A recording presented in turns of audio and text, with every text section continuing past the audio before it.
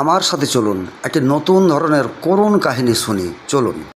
কোথায়? তখন তো দিলাম আমি। হ্যাঁ, বলছি বাড়ি কোথায় আপনার? কান্তনগর। ছেলে পেলে নেই? দেখে না? যে সকালবেলা উঠে এইভাবে আসতে হয়? কটা ছেলে মেয়ে আপনার? কটা ছেলে মেয়ে?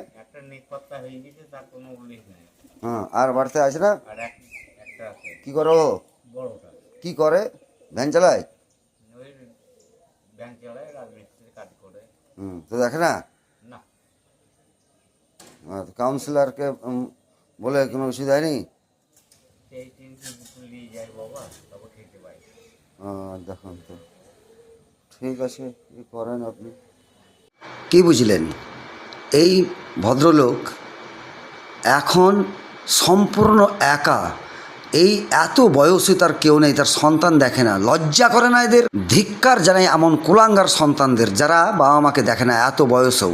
সত্যি লজ্জা করে না আপনাদের?